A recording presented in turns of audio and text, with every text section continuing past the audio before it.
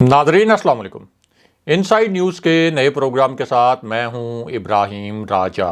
और आज हम बात करेंगे कि army chief general Qamar Javed Bajwa ने वज़ीर आज़म इमरान खान के मुतल्लिक क्या हैरान कुन शेर सुनाया।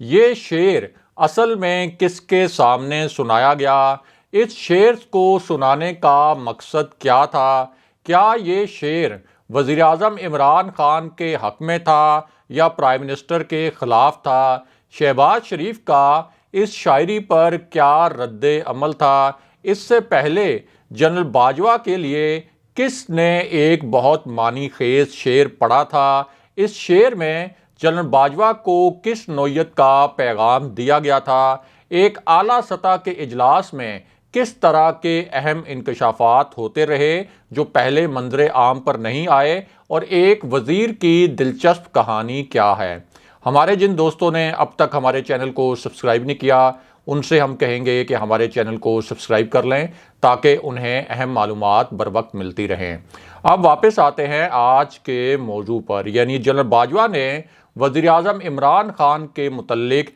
क्या हैरान कुन शेर सुनाया और ये शेर वज़ीर आज़म के हक़ में था या उनके ख़िलाफ़ था। सबसे पहले आपको इसी पूरी सूरत हाल के मुतल्लिक एक अहम और ताज़ा ख़बर से आगाह करते हैं, क्योंकि कुछ हलकों ने ये दावा किया है और इस्लामाबाद में जो इक़्तिदार की राहदारियाँ हैं वहाँ इस किस्म की इतलात फैलाई जा रही हैं कि वज़ीर आज़म इमरान खान के ख़िलाफ़ एक ग्रेट गेम शुरू कर दी गई है, यानी प्राइम मिनिस्टर के ख़िलाफ़ एक नया साजिशों का बड़ा खेल रचाया जा रहा है। इस तरह की इतलात इस्लामाबाद में इक़्तिदार की राहदारियों में गर्दिश कर रही हैं, और ये जो इतलात हैं और ये जो दावे हैं ये एक ऐसे वक्त में सामने आए जब शहबाज शरीफ की एक ताज़ा तरीन पुरस्कार सरगर्मी भी सामने आई, और इस पर ज़ाहिर है कि हुकूमत को कुछ तशवीश भी थी।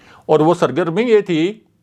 कि शहबाज शरीफ ने बज़ाहिर तो इस्लामाबाद में डेरे डाले, उनका ज़ाहरी मकसद तो ये था कि वो कौमी असम्बली के इजलास में शिरकत करेंगे। इसके बाद बिलावल भुट्टो और जो दीगर अपोजिशन लीडर्स हैं उनको इशाया देंगे और हुकूमत के ख़िलाफ़ पार्लिमान के अंदर यानी पार्लियामेंट के अंदर कुछ सियासी हिकमत अमली बनाएंगे। लेकिन इस मामले में एक बहुत अहम और पुरस्कार तरीके का ट्विस्ट आ गया, और वो ट्विस्ट ये था कि शहबाज शरीफ के मुतल्लिक पता ये चला कि वो सिर्फ इस्लामाबाद में अपोजिशन के रहनुमाओं को इशाये नहीं दे रहे, वो सिर्फ पार्लिमान के अंदर कानून साजी रोकने के लिए जोड़ तोड़ नहीं कर रहे, बल्कि शाम ढलते ही उनकी कुछ और सरगर्मियां भी हो जाती हैं, और ये जो सरगर्मियां हैं बड़ी मशकूक नौयत की हैं। इस हवाले से मज़ीद पता ये चला कि शहबाज शरीफ सिर्फ इस्लामाबाद में नहीं होते बल्कि शाम ढलते ही वो ताकतवर हलकों के शहर रावलपिंडी, यानी जो फैसला साज हलकों का शहर कहलाता है रावलपिंडी, वहाँ के चक्कर भी लगाते हैं, रावलपिंडी में घूमते फिरते रहते हैं। और जब घूमने फिरने का लफ्ज़ हम इस्तेमाल कर रहे हैं तो आपको मालूम होगा कि इसका क्या मतलब है। इसके साथ साथ उनकी ये कोशिश भी होती है कि कुछ पैगामात भी वो लेकर जाएं और कुछ मुलाकातें वगैरह करने की भी कोशिश करते हैं वो रावलपिंडी में पाकिस्तान के फैसला साज हलकों के शहर में, यानी बैकडोर राब्ते शहबाज शरीफ इस वक्त करने की कोशिश कर रहे हैं, जिन्हें पाकिस्तान की सियासत में चोर रास्ता भी कहा जाता है। अब शहबाज शरीफ की इन्हीं सरगर्मियों के बाद 3 पुरस्कार वाक़यात एक के बाद एक हुए, जिसकी वजह से कुछ ऐसी इतलात फैलना शुरू हुई इस्लामाबाद में कि प्राइम मिनिस्टर इमरान खान के ख़िलाफ़ कोई बड़ा खेल शुरू कर दिया गया है। इनमें एक तो हुआ ये कि अचानक कौमी असम्बली में, जहां हुकूमत की अददी अक्सरियत है, 2 करारदादों के मामले पर हुकूमत की ये जो अददी अक्सरियत है कौमी असम्बली में ये अक़लियत में बदल गई, और दोनों करारदादें हैरान कुन तौर पर मंजूर नहीं हो सकीं, यानी इसके बावजूद कि हुकूमती अरकान की तादाद और उनके इत्तेहादियों के अरकान की तादाद कौमी असम्बली में अपोजिशन के अरकान से ज़्यादा है। दूसरी जानिब जब हुकूमत ने पार्लियामेंट का मुश्तरका इजलास बुलाया ताकि अवामी मफाद की जो कानून साजी है وہ کی جا سکے، جس کا راستہ اپوزیشن روکنا چاہ رہی ہے اسے پارلیمنٹ کے مشترکہ اجلاس سے منظور کروایا جائے۔ اب یہ اجلاس تو بلا لیا حکومت نے، اور یہ ایک پارلیمنٹ کا جوائنٹ سیشن تھا، اور حکومت بہت پر اعتماد بھی تھی کہ مشترکہ اجلاس میں اس کے پاس جو نمبر گیم ہے وہ اپوزیشن سے کہیں زیادہ ہے، اور اس کے اتحادی یعنی Qaf League, M Q M, G D A اور بلوچستان عوامی پارٹی اور جو دیگر جماعتیں ہیں یہ مکمل طور پر حکومت کے ساتھ ہی کھڑی ہوں گی۔ لیکن اس معاملے میں بھی ایک حیران کن سیٹ بیک ہوا جس نے حکومت کو بھی آپ کہہ سکتے ہیں تشویش میں مبتلا کر دیا۔ اب یہ جو قانون سازی ہونی تھی یہ ہونی تھی سمندر پار پاکستانیوں کو ووٹ کا حق دینے کے معاملے پر، جو ظاہر ہے کہ لازمی ہونی چاہیے، اور جو اوورسیز پاکستانیز ہیں ان کو ووٹ کا حق بھی لازماً ملنا چاہیے۔ اور یہ قانون سازی نیب ترمیمی آرڈیننس کے متعلق بھی تھی، جس کے تحت کرپٹ افراد جن کے اوپر کرپشن کے سنگین الزامات ہیں، جن پر منی لانڈرنگ کے سنگین الزامات ہیں، ان کے لیے ریلیف کا راستہ بند کیا گیا تھا نیب کے تیسری ترمیمی آرڈیننس کے ذریعے، اور اس حوالے سے بھی یہ قانون سازی ہونی تھی۔ اس کے ساتھ ساتھ اگلا الیکشن الیکٹرانک ووٹنگ مشینوں کے ذریعے ہو تاکہ اس کی شفافیت کو یقینی بنایا جا سکے، اس حوالے سے بھی یہ قانون سازی ہونی تھی۔ اب حکومت اور اس کے جو اتحادی ہیں ان کے پاس پارلیمنٹ کے مشترکہ اجلاس میں جو نمبر ہیں وہ کل ملا کر اپوزیشن سے کہیں زیادہ ہونے چاہیے تھے، اور پرائم منسٹر عمران خان اس معاملے میں بہت پر اعتماد بھی تھے۔ لیکن اچانک جو تحریک انصاف کے اتحادی تھے انہوں نے پرائم منسٹر عمران خان کو دھوکہ دے دیا، اور تحریک انصاف کے ساتھ دینے سے آپ کہہ سکتے ہیں کہ وقتی طور پر پیچھے ہٹ گئے، اور انہوں نے وقتی طور پر تحریک انصاف کا ساتھ دینے سے انکار کر دیا، اور یوں یہ جوائنٹ سیشن جو ہے حکومت کو ملتوی کرنا پڑا۔ اب خاص طور پر کاف لیگ جس کی سیاست ہمیشہ مشکوک ہوتی ہے، اس نے تو صاف کہہ دیا اور کیمروں کے سامنے کہہ دیا کاف لیگ کے رہنماؤں نے کہ وہ اس قانون سازی پر فی الحال حکومت کی حمایت نہیں کریں گے، اور جب اس پوری صورتحال میں جوائنٹ سیشن کو ملتوی کرنا پڑا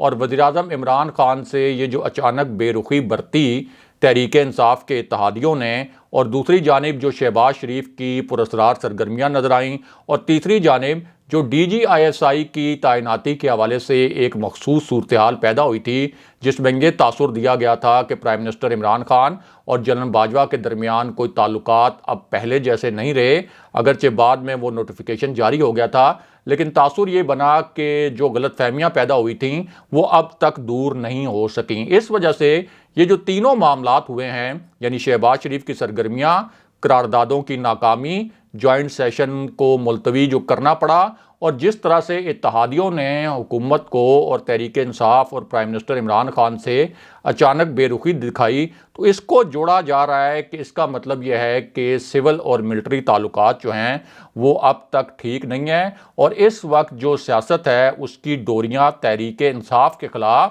کہیں اور سے ہلائی جا رہی ہیں۔ یہ جو ایک امپریشن بنایا جا رہا ہے کچھ حلقوں کی جانب سے۔ اس کے بعد ایک اور پراسرار واقعہ ہوا، اور وہ واقعہ یہ تھا کہ اپوزیشن نے اچانک اسلام آباد کی جانب لانگ مارچ کا اعلان کر دیا، اور یہ الفاظ بھی استعمال کیے کہ یہ لانگ مارچ فیصلہ کن ہوگا، اور جب تک یہ حکومت ختم نہیں ہوگی تب تک یہ لانگ مارچ جاری رہے گا،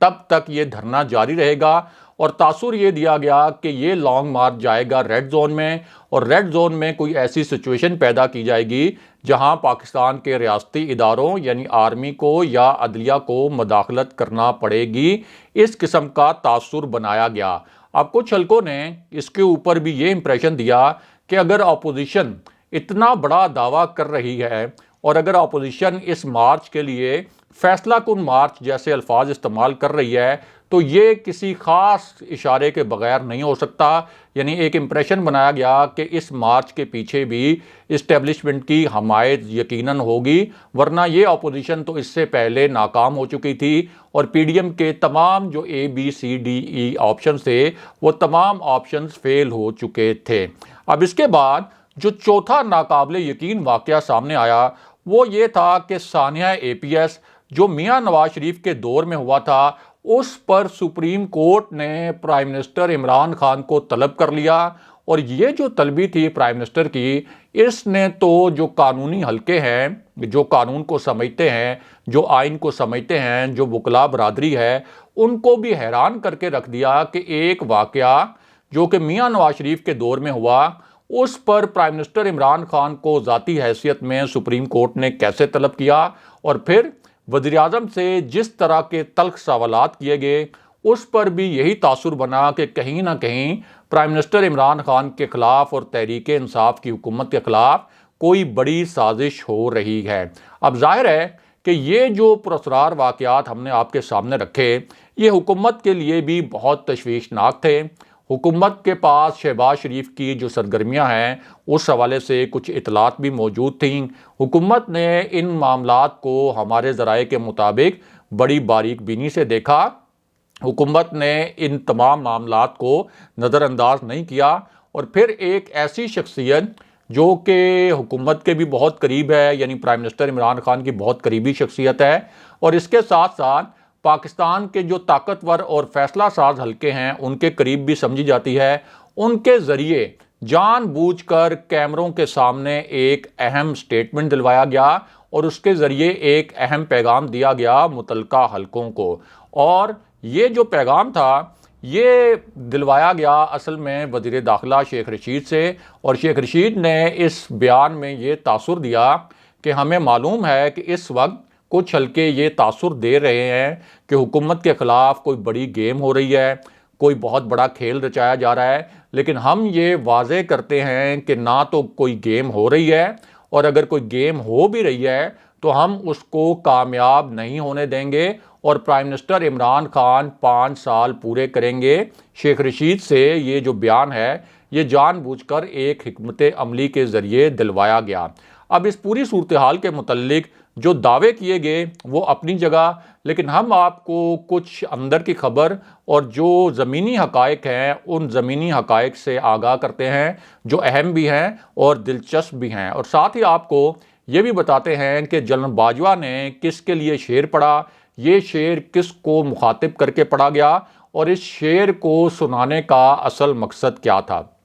تو معاملہ یہ ہے کہ یہ ایک اعلیٰ سطح کا اجلاس تھا جس میں army chief general Qamar Javed Bajwa, D G I S I general Faiz Hameed, اور اس کے ساتھ ساتھ chief of general staff general Azhar Abbas بھی شریک تھے، اور جو D G I S P R بھی ہیں وہ بھی اس اجلاس میں شریک تھے۔ دوسری جانب شہباز شریف، بلاول بھٹو، مولانا فضل الرحمان کے بیٹے اور جو دیگر اپوزیشن لیڈر ہیں وہ بھی اسی اجلاس میں شرکت کر رہے تھے، اور جو حکومتی ارکان اس اجلاس میں شریک تھے ان میں احمد فراز کے بیٹے شبلی فراز بھی شامل تھے۔ یعنی ایک تو اپوزیشن کے رہنما اس اجلاس میں شریک تھے، پوری عسکری قیادت شریک تھی، حکومتی رہنما بھی شریک تھے، اور حکومتی رہنماؤں میں سے ایک رہنما شبلی فراز بھی اس بہت ہائی پروفائل میٹنگ میں موجود تھے۔ اب شبلی فراز نے چند ہفتے پہلے ایک ٹی وی پروگرام میں ایک شعر سنایا تھا، اور یہ شعر انہوں نے اس وقت سنایا تھا جب حکومت کی جانب سے یہ تاثر دیا گیا کہ آئی ایس پی آر نے D G I S I کی تعیناتی کے اعلان میں جلد بازی کی، اور وزیر اعظم عمران خان نے بعد میں D G I S I کی تعیناتی کا نوٹیفیکیشن کچھ ہفتوں کے لیے روک بھی دیا تھا۔ اب اس وقت تاثر یہ بنا کہ وزیر اعظم عمران خان شاید جنرل باجوہ سے کچھ ناراض بھی ہیں کہ انہوں نے آئی ایس پی آر کے ذریعے D G I S I کی تعیناتی کا اعلان اتنی جلدی میں کیوں کیا، اور پھر یہ تاثر بھی بننا شروع ہوا کہ شاید پرائم منسٹر عمران خان اور جنرل باجوہ کے درمیان اس معاملے پر کچھ اختلافات پیدا ہوئے ہیں اور کچھ غلط فہمیاں پیدا ہو گئی ہیں۔ اب اس پوری صورتحال میں شبلی فراز سے کہا گیا کہ جو موجودہ سچویشن ہے اس وقت ملک کی، اور ظاہر ہے کہ اشارہ یہ تھا کہ اس وقت سول اور عسکری قیادت کے درمیان جو کچھ چل رہا ہے اس حوالے سے کوئی شعر سنائیں، اور یہ ٹی وی کیمروں کے سامنے کہا گیا شبلی فراز سے، جس پر شبلی فراز نے بہت ہی معنی خیز انداز میں اپنے والد کا ایک شعر سنایا، اور وہ شعر یہ تھا کہ یوں ہی موسم کی ادا دیکھ کر یاد آیا، کس قدر جلد بدل جاتے ہیں انسان جانا، یاد کیا تجھ کو دلائیں تیرا پیما جانا۔ اب یہ جو شعر سنایا شبلی فراز نے، اس سے تاثر یہ بنا کہ شبلی فراز کا اشارہ army chief general Qamar Javed Bajwa کی جانب ہے، اور وہ کوئی جنرل باجوہ کو مخاطب کر کے کہہ رہے ہیں کہ یوں ہی موسم کی عادات دیکھ کر یاد آیا کس قدر جلد بدل جاتے ہیں انسان جانا۔ اب جب شبلی فراز نے یہ شعر ٹی وی کیمروں کے سامنے سنایا تو اس پر بڑے تبصرے بھی کیے گئے، بہت معنی خیز قسم کے تبصرے کیے گئے، لیکن اب جنرل باجوہ نے خود اس شعر کا جو جواب ہے وہ ایک شعر سنا کر دیا، یعنی جنرل باجوہ کی جانب سے بھی اب اس پر ایک جوابی شعر سنایا گیا، اور وہ اس طرح کہ جس اجلاس کا ہم نے آپ سے ذکر کیا جس میں جنرل باجوہ اور دیگر فوجی قیادت بھی شریک تھی اور جو پاکستان کی سول قیادت ہے وہ بھی شریک تھی، اسی اجلاس میں جب جنرل باجوہ نے شبلی فراز کو دیکھا تو وہ ان کے ساتھ بڑی ہی گرم جوشی کے ساتھ گلے ملے اور شبلی فراز کو ان کے والد کا ہی ایک شعر سنا دیا، جس سے تاثر یہ ملتا ہے کہ جنرل باجوہ نے بھی شبلی فراز نے جو ٹی وی پر شعر سنایا تھا وہ شعر سنا تھا۔ اب جنرل باجوہ نے جب گلے ملے وہ شبلی فراز سے تو انہوں نے جو شعر سنایا وہ آپ کے سامنے رکھتے ہیں، کیونکہ جنرل باجوہ نے وہاں شبلی فراز سے گلے ملتے ہوئے یہ کہا کہ رنجش ہی سہی دل ہی دکھانے کے لیے آ پھر سے مجھے چھوڑ جانے کے لیے آ، یعنی جنرل باجوہ نے بھی احمد فراز کا ہی ایک شعر سنا دیا شبلی فراز کو سب کے سامنے، جو یہ تھا کہ رنجش ہی سہی دل دکھانے کے لیے آ پھر سے مجھے چھوڑ جانے کے لیے آ، اور اس پر وہاں جو لوگ موجود تھے وہ بڑے محظوظ بھی ہوئے اور ماحول جو ہے وہ جنرل باجوہ کے اس شعر پر بڑا خوشگوار بھی ہو گیا۔ اور یہی وہ اجلاس تھا جس میں عبدالغفور حیدری نے جنرل باجوہ سے یہ کہا تھا اور یہ الفاظ استعمال کیے تھے کہ یہ اتنا اہم اجلاس تھا، آپ ہر جگہ پرائم منسٹر عمران خان کو اپنے ساتھ لے کر جاتے ہیں، وہ ہر وقت آپ کے ساتھ ہوتے ہیں، تو اس اجلاس میں آپ اپنے دوست عمران خان کو ساتھ کیوں نہیں لے کر آئے؟ جس پر جنرل باجوہ نے جواب یہ دیا تھا کہ پرائم منسٹر عمران خان میرے دوست نہیں بلکہ میرے باس ہیں، اور جب جنرل باجوہ نے یہ جواب دیا تھا تو اپوزیشن پر اس وقت آپ کہہ سکتے ہیں کہ ایک طرح سے بجلیاں گر گئیں، اور جو وہاں لوگ موجود تھے ان کا کہنا ہے کہ شہباز شریف سمیت جو دیگر وہاں اپوزیشن لیڈر موجود تھے وہ جنرل باجوہ کے اس بیان سے بڑے مایوس نظر آئے، کیونکہ ان کا خیال یہ تھا کہ جنرل باجوہ اور پرائم منسٹر عمران خان کے خلاف کے درمیان اب بھی غلط فہمیاں موجود ہوں گی، لیکن جنرل باجوہ کے اس جواب سے یہ واضح ہو گیا کہ وہ تمام غلط فہمیاں اگر کوئی تھی بھی تو وہ مکمل طور پر دور ہو چکی ہیں۔ اگلے پروگرام تک کے لیے خدا حافظ۔